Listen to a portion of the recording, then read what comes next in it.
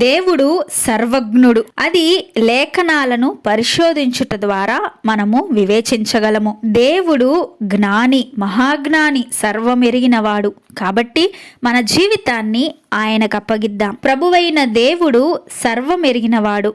ఆయన జ్ఞానం అపారమైనది, మానవ అవగాహనను మించినది.